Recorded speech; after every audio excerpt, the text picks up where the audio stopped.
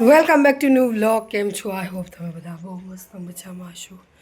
હું પણ બહુ મસ્ત મજામાં છું. જસ્ટ હમણાં દુકાનેથી આવી છું. ધ્રુવીબેન મારતા હતા પોતા, એટલે મેં એની થોડીક ઝલક બતાવી. કરી લો માતાજીના દર્શન, કરી લો માધવના દર્શન. અને કેવો લાગે છે આ 1.5 તોલાનો ચેન? સરસ લાગે છે ને? ખોટો છે, ખોટું બોલું છું.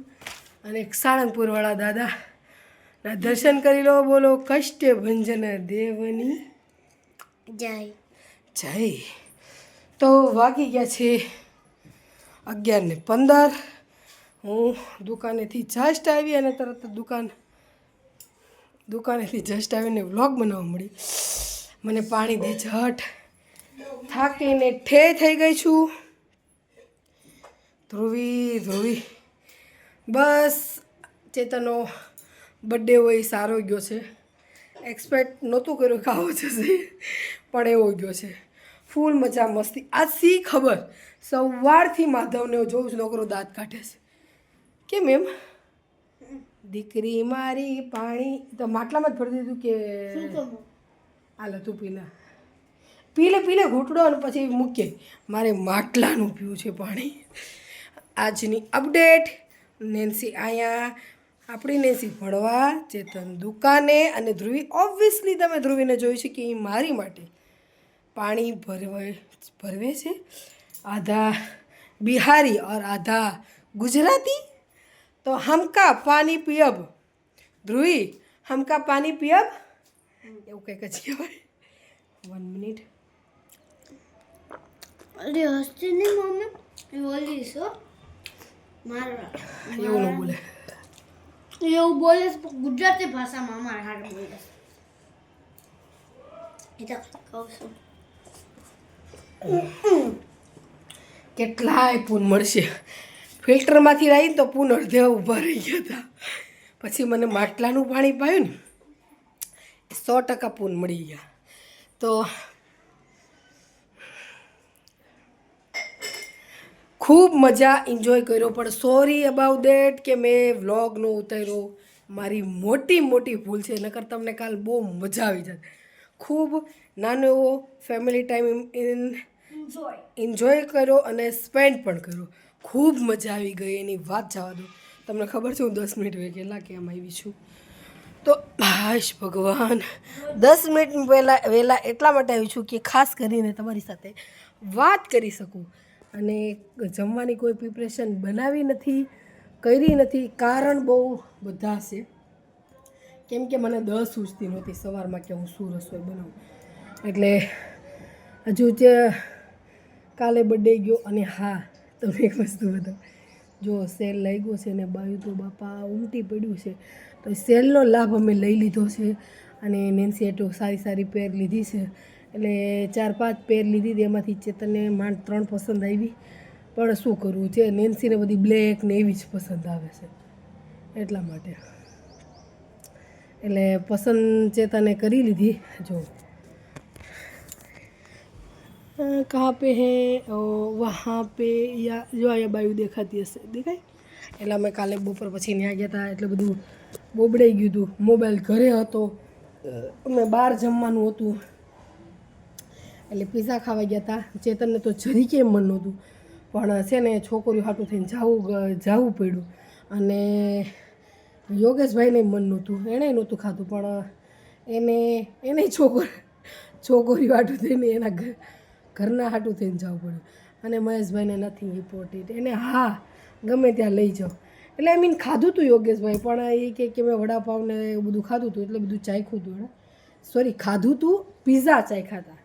સમજી જાઓ જે તમે સમજો એ. હા, ચડી ગયો છે મને. કેમ કે ફટાફટ દાદરો, કેમ કે આજે આવ્યા હતા અમારી ગોકુળમાં વાંદરા. એટલે જેથી કરીને મેં કીધું ફટાફટ છે. કેમ કે ધ્રુવીને છે ને દાદરો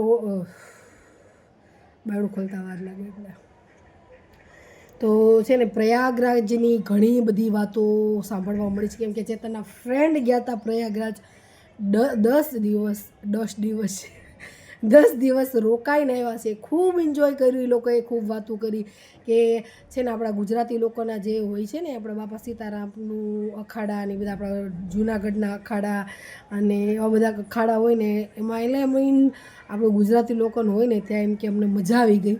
નકર કે અમને જે અમારે પ્રોપર જોતું હતું ને એ મળત નહીં તો અમે રોકાત નહીં. તો અમે 2 દિવસ માટે જ ગયા હતા પણ એને બદલે અમે 10 દિવસ રોકાયા એવા. થોડુંક ડિફિકલ્ટ છે રહેવાનું કેમ કે 40 વીઘામાં 40 એકડ, 40 વીઘા નહીં 100 વીઘા એટલે 1 એકડ થાય એવી 40 એકડમાં છે. જે હોય આપણને એવું કાંઈ ગણિત આવડતું છે નહીં. જે કર્યું એ યોગી આદિત્યનાથજી રિસ્પેક્ટ યુ. તો ખૂબ મજા કરી આપણે ત્યાં. ઇમ્પોર્ટન્ટ આપણે આપણી વાતને આપી કે ચેતનને અમારે થોડું ઘણું કામ હતું એટલે વ્લોગ નહોતો બનાવ્યો. મને એવું હતું કે હું છે ને એ દિવસે ઘરે રહેશું, અમે કંઈક યુનિક કરશું પણ કશું જ ના થયું. શું કરવું મારે, કામ જ એવું છે કામ જ એવું છે. તો અમારી મેરેજ એનિવર્સરી એવી ગઈ અને બર્થડે પણ મારા ચેતનનો એવું ગયો. પણ મને એમ કે અફસોસ નથી કે હવે થોડાક આપણે ઓલ્ડ એજમાં આવી છીએ એટલે એવું બધું મને કંઈ હવે ઇન્ટરેસ્ટ રહ્યો નથી.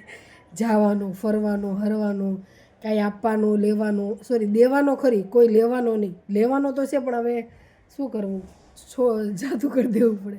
કંઈ નહીં, મજા આવી અને જમવા ગયા હતા. અને ધર્મ, યોગેશભાઈ, દિવ્યા, પ્રીત, ધર્મ, પ્રિન્સી અને પછી આમ મજા આવી, સમજી જાઓ.